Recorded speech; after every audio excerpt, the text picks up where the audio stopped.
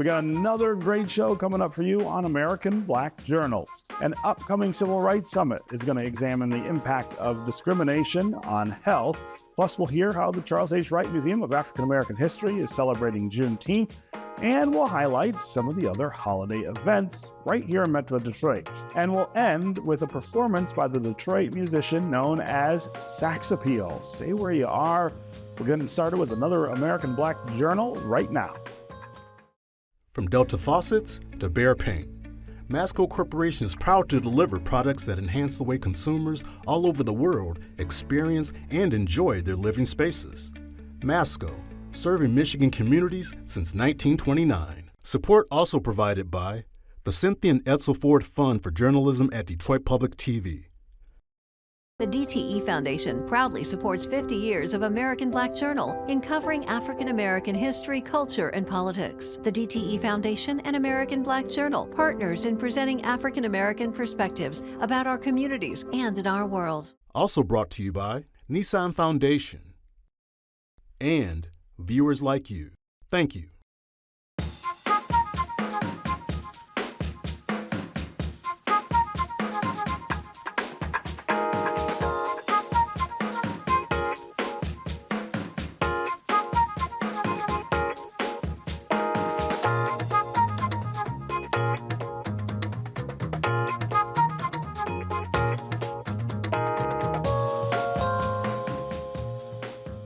Welcome to American Black Journal. I'm your host, Stephen Henderson. The Michigan Department of Civil Rights is taking an in-depth look at the impact of discrimination on health at its annual summit on June 27th. The sessions are going to examine how bias can result in some very real issues that affect a person's well-being, such as stress and a lack of access to health and social resources. In addition to raising awareness of the problem, experts are going to offer best practices for dealing with the health issues that arise from discrimination. I got more details on the Civil Rights Summit from the department's executive director, John Johnson Jr. So I want to start in a little bit of an unusual place for this conversation.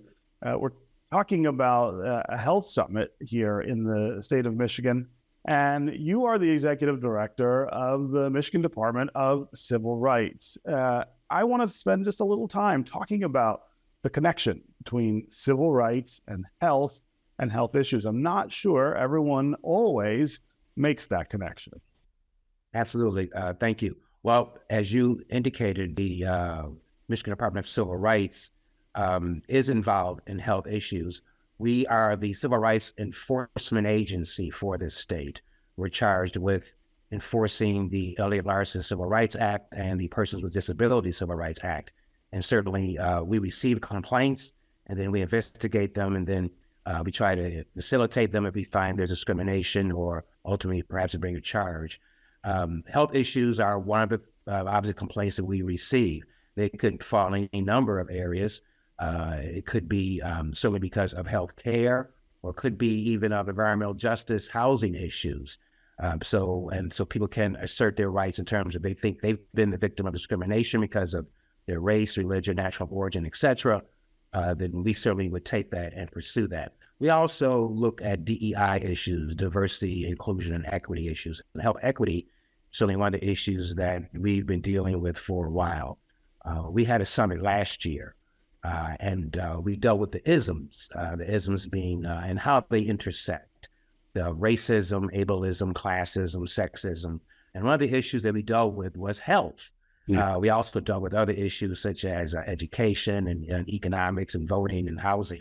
But we did deal with health issues also. So this is sort of like an extension of that. We talked about health equity issues during that conference.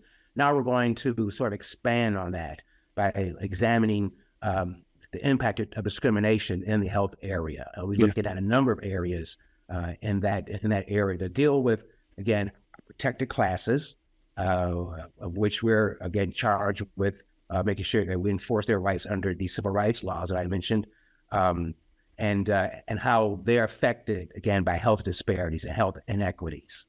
And let's talk about what some of that looks like, essentially the outcomes that look different because of the discrimination in health access and health care up front. Right. Well, we'll be exploring a number of areas. One of them is environmental justice and health, and starting to look at how segregation and redlining and food security and all that have contributed to inadequate health opportunities for those living in certain areas. We're looking at the LGBTQ community in regards to health issues and how we look at health issues from a more equitable fashion in regards to that community. Social determinants, looking at this at the systems that exist that contribute to health and inequities. I mentioned some earlier in terms of housing, but also the educational system. Looking at disability in terms of how access to technology and a recognition of how, again, there's discrimination in the healthcare industry in regards to those with disabilities. There was a great number of work, a lot of work done by Lieutenant Governor Garland Gilchrist's COVID-19 Racial Disparities Task Force.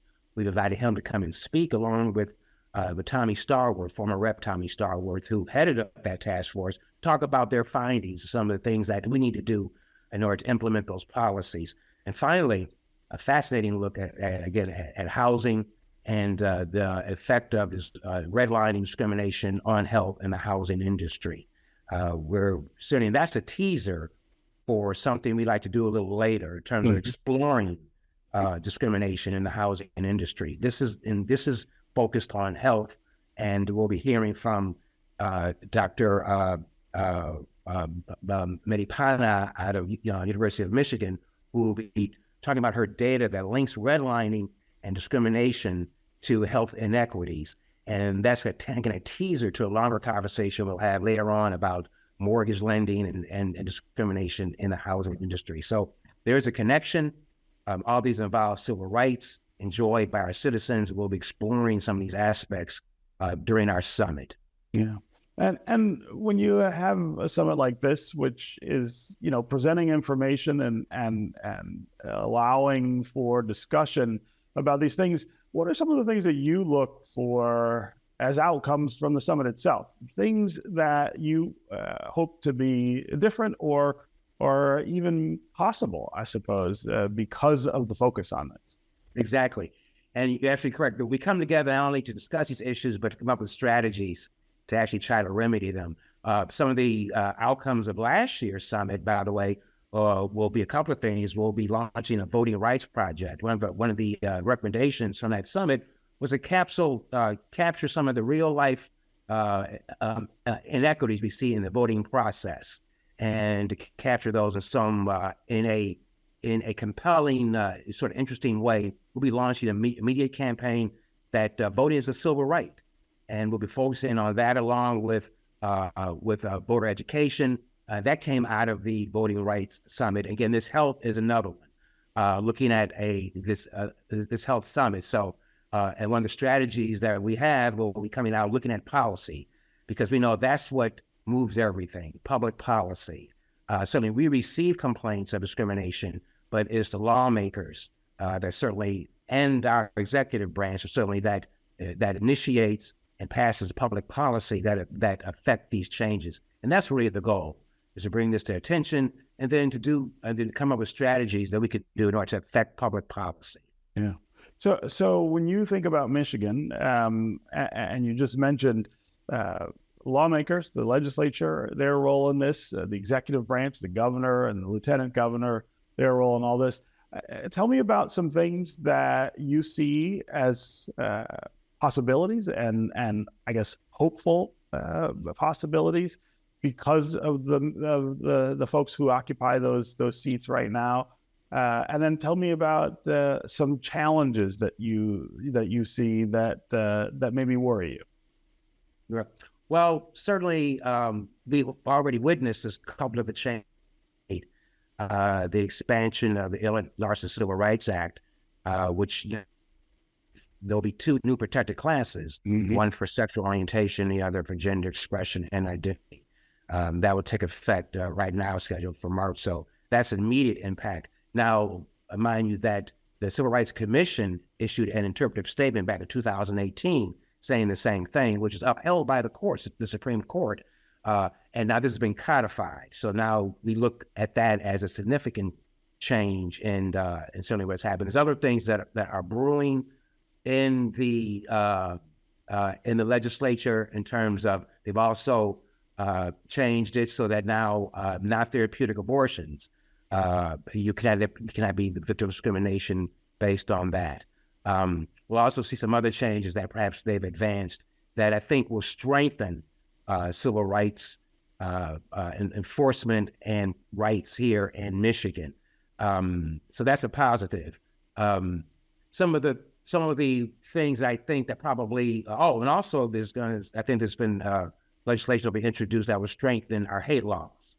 Right now, they're not as strong as they could be, and efforts afoot in order to strengthen those so that it broadens the categories in which the law enforcement can go after people who conduct hate crimes. Some problems that we see, but certainly always when we look at change, that people sometimes are resistant to that. Mm-hmm. And we recognize that just because these laws have been passed doesn't mean that people automatically will fall lockstep into what has been done. We've seen that over the years. Mm-hmm. Laws have been passed to change policy, but it's a culture change that we need.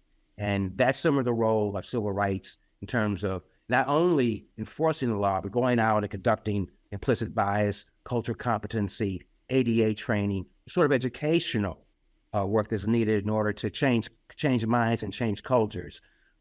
Folks have to look at themselves, have to look at whether or not they're really being inclusive in their policies. We're happy to help them in terms of looking at their policies, because sometimes you look at obviously items with filters.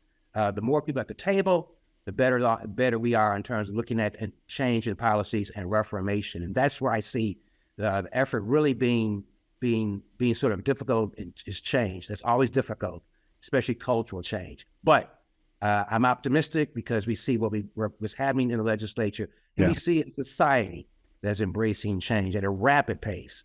So that makes me very hopeful that we see that change will once again flow through most of our society as the years go on. Yeah. Okay, John Johnson Jr., congratulations on holding another summit on June 27th, and we look forward to what comes out of that. Thanks for joining us on I just want to emphasize it's at Suburban Collection Showplace. People can sign up by going to our website, michigan.gov/MDCR. It's free, open to the public, 8:30 to 4. Everyone's invited to be a part of this summit. Thank you so much for your time, Stephen. We appreciate that. This is the third year the nation will celebrate Juneteenth as a federal holiday. June 19th commemorates the day that enslaved people in Texas learned that they were finally free, marking the end of slavery. Juneteenth, National Independence Day, is a time to celebrate and reflect on Black history. American Black Journal contributor Cecelia Sharpe of 90.9 WRCJ spoke with Marline Martin from the Charles H. Wright Museum of African American History about the museum's plans for the holiday. At Marline, you have 2 days of celebration at the Charles H. Wright and at the Eastern Market. What's happening on June 18th? What can people expect?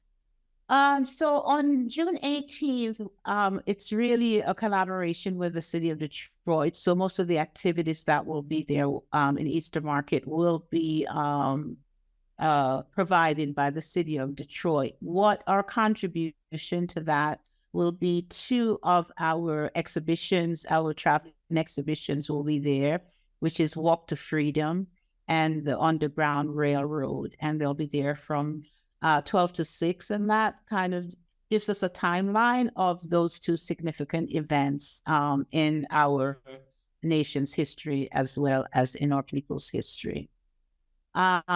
This year, the way that we're recognizing Juneteenth is really looking at, education. We're looking at economic independence. We're looking at engagement.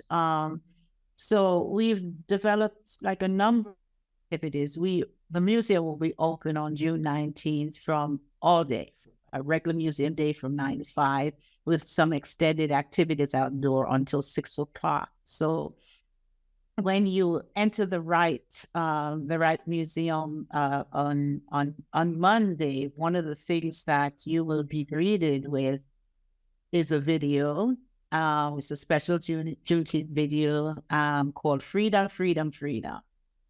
And it will be featuring the voices of the Macedonian Baptist Church Choir. They're singing 3 freedom songs: Freedom Over Me, Ella's Song, and Freedom Is Coming, which is the traditional South African version of that. And underlay with that will be a brief narrative by our own Jamon Jordan, our city's historian, who will be giving us a overview of the Blackburn's family escape from Kentucky to Detroit to Canada. So that's how you would be greeted with that history, because we wanted to also do something special. Of course, there will be all of our exhibitions will be open.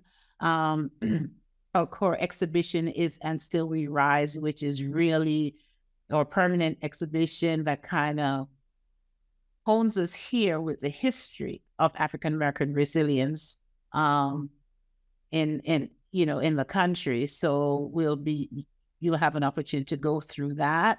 We also have 2 new exhibitions.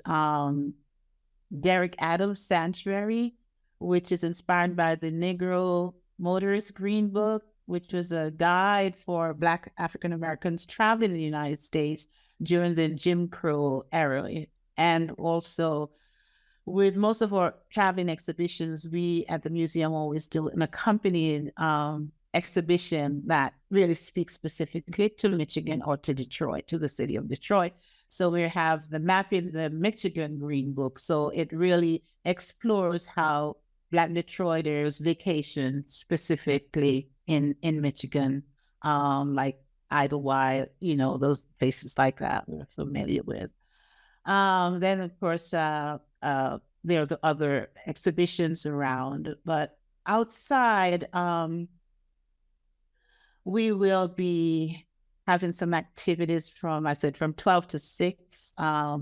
We are partnering with our community leaders like the League of Women Voters, the Detroit Exotarian Play Theater, which will have some pony rides at Warren Avenue, in a way trying to recreate what it may have looked like in Texas, in 1865. We also have the Detroit Hives, Detroit Black Land Farm Fund, and the Detroit Black Community Food Network. And we'll also have a vendors like Connect curating the food trucks, and Spice Rack Catering, and Lala's Lemonade, and more. So I'm a foodie, as you can see. So I don't blame you. Sign me up. I'm a foodie as well. I love it.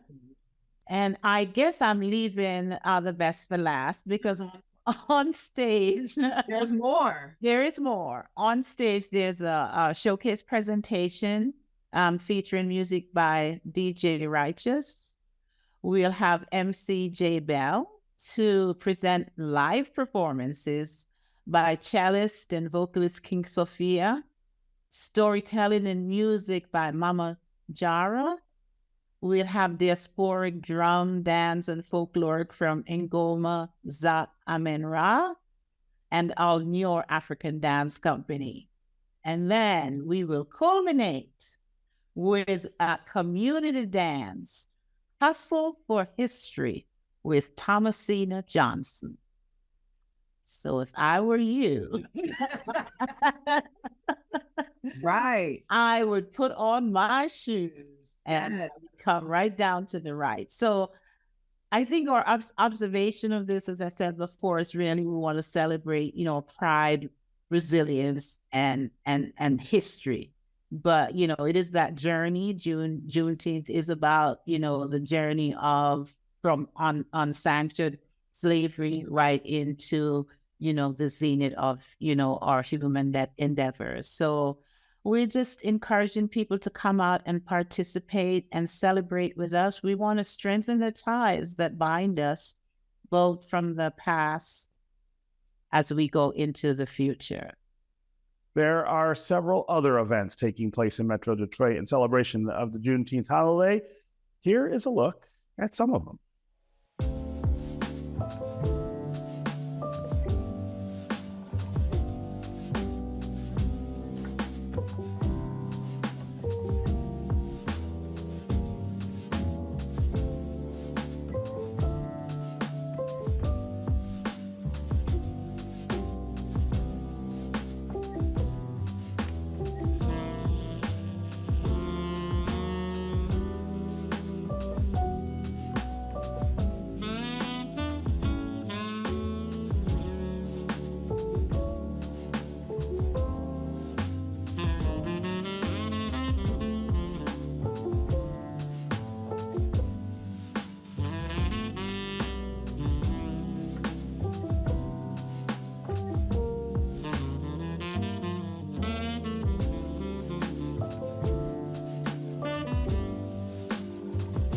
That'll do it for us this week. In recognition of Black Music Month, we're going to leave you now with a performance by the Detroit jazz artist Saxappeal from his appearance on Detroit Performs live from Marygrove. You can find out more about today's guest at AmericanBlackJournal.org, and you can always connect with us on Facebook and on Twitter. Take care, and we'll see you next time.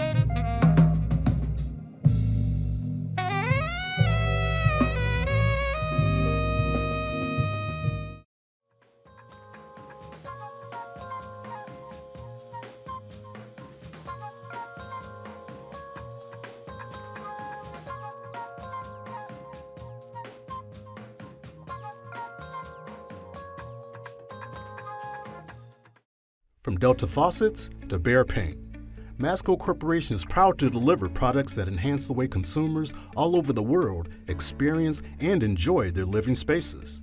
Masco, serving Michigan communities since 1929. Support also provided by the Cynthia and Edsel Ford Fund for Journalism at Detroit Public TV, The DTE Foundation proudly supports 50 years of American Black Journal in covering African American history, culture, and politics. The DTE Foundation and American Black Journal partners in presenting African American perspectives about our communities and in our world. Also brought to you by Nissan Foundation and viewers like you. Thank you.